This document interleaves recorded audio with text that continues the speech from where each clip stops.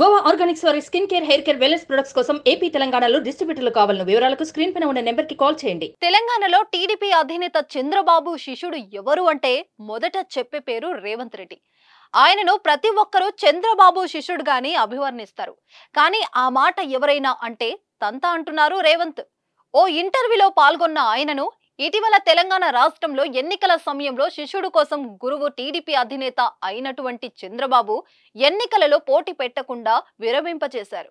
ఇప్పుడు ఏపీలో చంద్రబాబు గెలుపు కోసం శిష్యుడు ఏదైనా సహాయం చేస్తారా అని ప్రశ్నించగా తీవ్ర ఆగ్రహంతో ఊగిపోయారు. ఎవరు గురువు, ఎవరు శిష్యుడు అంటూ ఎదురు ప్రశ్నించారు. తాను చంద్రబాబుకు కేవలం సహచరుడని మాత్రమే అని, గురువు శిష్యుడని ఎవరైనా అంటే బాగోదని ఘాటు వ్యాఖ్యలతో హెచ్చరించారు.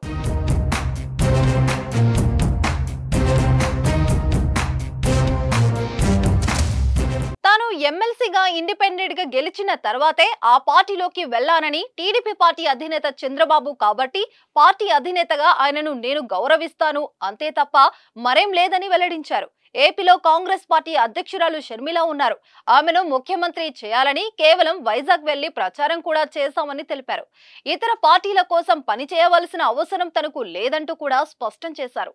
ప్రస్తుతం ఈ వీడియో సోషల్ మీడియాలో వైరల్ గా అవుతుంది.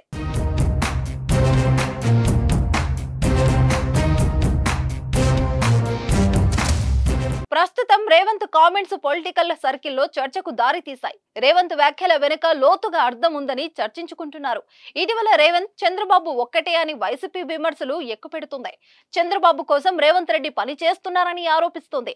అలాగే ఇటీవల ఓటుకు నోటు కేసు వ్యవహారంలో సుప్రీంకోర్టులో విచారణ జూలై 24వ తేదీకి వాయిదా పడడంతో మంగళగిరి ఎమ్మెల్యే ఆళ్ల రామకృష్ణారెడ్డి మాట్లాడుతూ ఏపీలో టీడీపీని గెలిపించేందుకు రేవంత్ రెడ్డి చంద్రబాబు కుమ్మక్కయ్యారని కామెంట్ చేశారు.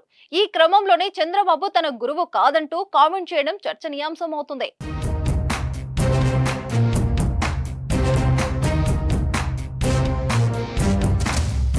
సుమన్ టీవీలో మీ పర్సనల్ అండ్ బిజినెస్ ప్రమోషన్స్ కోసం కింది నెంబర్కి కాంటాక్ట్ చేయండి.